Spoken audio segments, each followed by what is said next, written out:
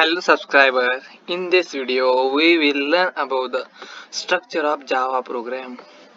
जो ये वीडियो होने वाला है इसमें हम जो जावा का स्ट्रक्चर रहता है उसके बारे में इन डेप्थ सीखेंगे। ठीक है, तो चलो शुरू करते हैं। पहले हम एक रेक्टेंगल बनाते हैं। जो जावा का प्रोग्राम है वो कैसे बनाते हैं उसको हम डिफरेंट सेक्शन में डिफरेंशिएट करेंगे। ठीक है, तो चलो डिफरेंशिएट करते हैं। जावा का प्रोग्राम रहता है तो जो फर्स्ट सेक्शन रहता है उसको हम कहेंगे डॉक्यूमेंटेशन सेक्शन। कौन सा सेक्शन? जो जावा का प्रोग्राम है उसको डिफरेंट सेक्शन में डिफरेंशिएट किया गया है तो उसमें का ही फर्स्ट सेक्शन है डॉक्यूमेंटेशन सेक्शन। कौन सा सेक्शन? Documentation section. ओके, जो फर्स्ट है वो है डॉक्यूमेंटेशन सेक्शन। उसके बाद जो सेकंड सेक्शन रहेगा वो कौन सा सेक्शन रहेगा? तो सेकंड सेक्शन रहेगा पैकेज सेक्शन। कौन सा section? Package section. Which one? Package section. Package section. Okay, कौन सा रहेगा सेकंड वाला? Package section. जो थर्ड वन रहेगा वो रहेगा इंपोर्ट सेक्शन। कौन सा? Import section.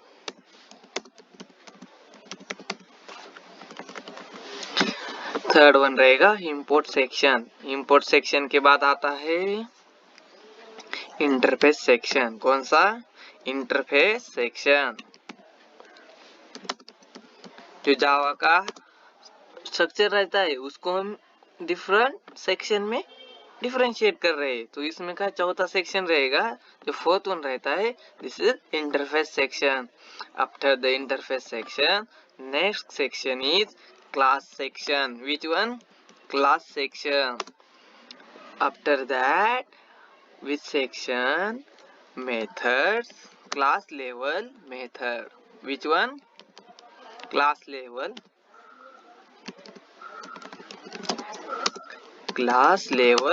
methods and variable section. Which one? Class level methods and variable section. Okay, और जो लास्ट वन रहेगा उसको हम बोलेंगे main method section. Which one? Main method section.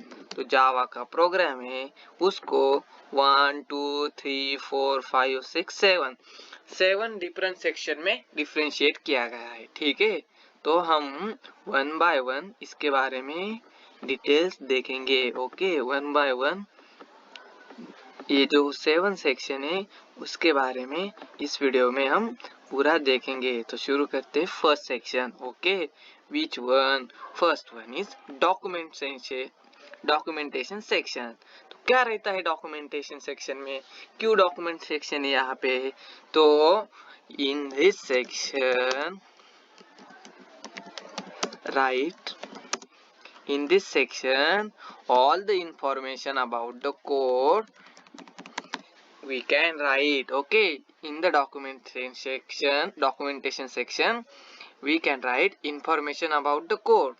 What we can do here? We can write information about the code. Okay, जो code की information रहेगी उसके रिगार्डिंग पूरा इंफॉर्मेशन यहाँ रहेगा।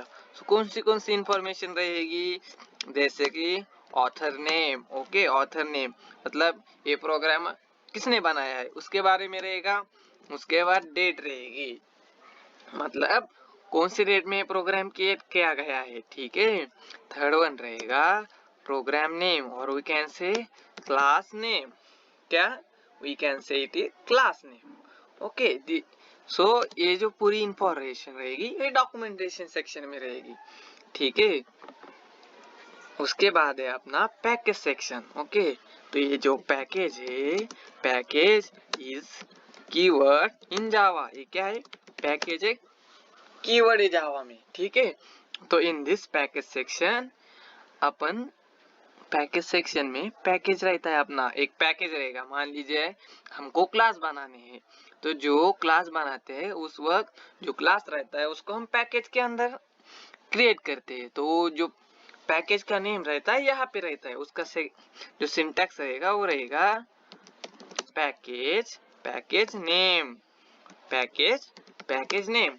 मतलब हम जिस पैकेज में क्लास क्रिएट कर रहे हैं तो ये इस सेक्शन में हमको दिखेगा, ठीक है।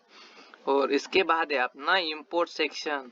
तो इंपोर्ट सेक्शन में क्या रहता है, it is used to contains class and interfaces. मतलब जब हम कोई भी बड़ा प्रोजेक्ट क्रिएट कर रहे हैं तो उस वक्त हम डिफरेंट क्लास और इंटरफेसेस यूज करते हैं। और डिफरेंट क्लास इंटरफेस यूज करेंगे तो जो क्लास के कोई मेथड हम यूज करना चाहते हैं तो उससे पहले हमको किस क्लास से हम वो मेथड या वेरिएबल यूज कर रहे हैं उसको इंपोर्ट करना पड़ता है। तो जो पूरा इंपोर्ट कर रहे हैं हम कौन सा भी मेथड या वेरिएबल, तो उससे पहले हम इस इंपोर्ट सेक्शन में हम उसको डिफाइन करेंगे कि ये वेरिएबल है, ये मेथड है, हम इस क्लास से ले रहे हैं और यूज कर रहे हैं, ठीक है। तो यहाँ पे जो इंपोर्ट वर्ड है वो क्या है, इंपोर्ट एक कीवर्ड है, ओके। क्या है, import is a keyword in Java, okay.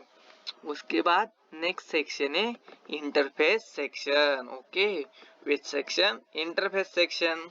तो इंटरफेस सेक्शन में हम क्या करेंगे, in this section create interfaces. क्या करता है ये जो सेक्शन रहेगा इसमें हम क्रिएट करेंगे इंटरफेसेस। इंटरफेस क्या क्रिएट करेंगे, इंटरफेसेस। जब भी हमको जरूरत पड़ेगी कि हमको इंटरफेस क्रिएट करने हैं तो हम इंटरफेस क्रिएट करेंगे। But when we create if require, जब हमको जरूरत है तभी हम इंटरफेस सेक्शन क्रिएट करेंगे। It is optional not a mandatory, okay. जब भी हमको इंटरफेस क्रिएट करना है तभी हम यूज करेंगे। इट इज नॉट रिक्वायर, मतलब ऐसा जरूरी नहीं है कि हर वक्त हम इंटरफेस क्रिएट ही करें, ठीक है। तो it is not a require, okay, it is optional. उसके बाद है हमारा क्लास सेक्शन। तो क्लास सेक्शन में क्या है, so in class section we can create classes.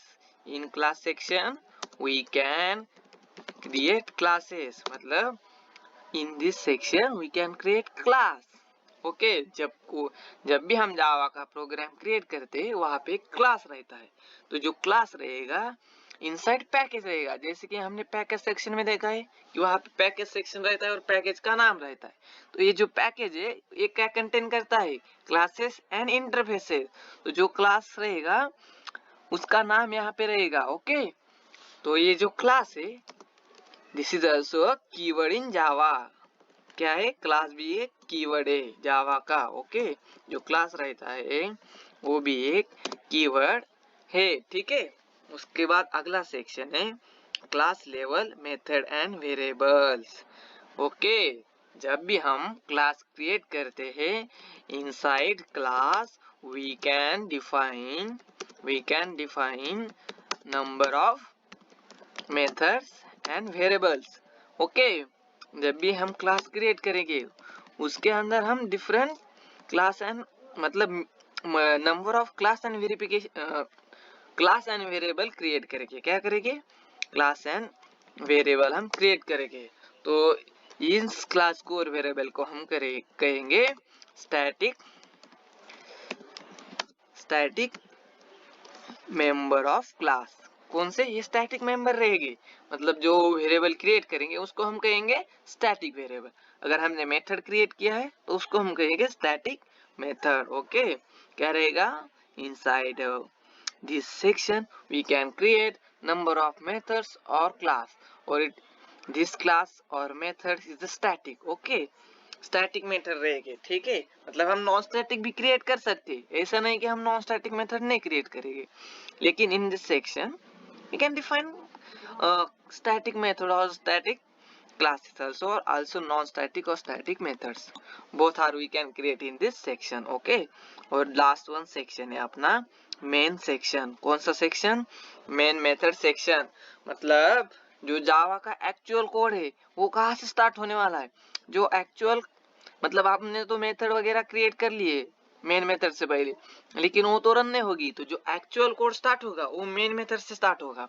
जब भी हम प्रोग्राम को क्रिएट करेंगे तो जो रन करने के लिए देखेंगे तब जो जेवीएम रहता है वो मेन मेथड को कॉल करेगा और मेन मेथड को ऑटोमेटिकली कॉल कर लेगा और उसके बाद हमारा प्रोग्राम आगे बढ़ेगा.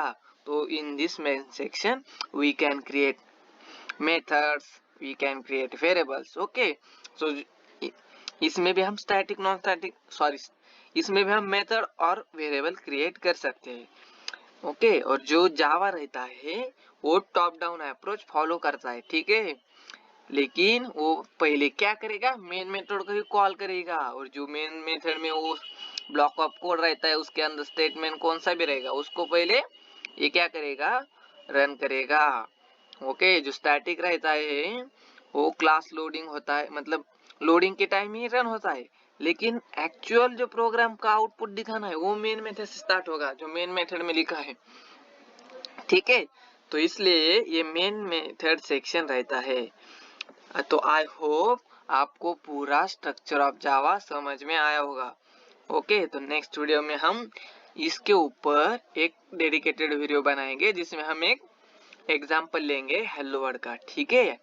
तो I hope you can understand this all the things. Okay. तो आपको वीडियो अच्छा लगा तो वीडियो को लाइक कीजिए, सब्सक्राइब कीजिए और शेयर कीजिए. ठीक है. Thank you for watching this video. मिलते हैं नेक्स्ट वीडियो में.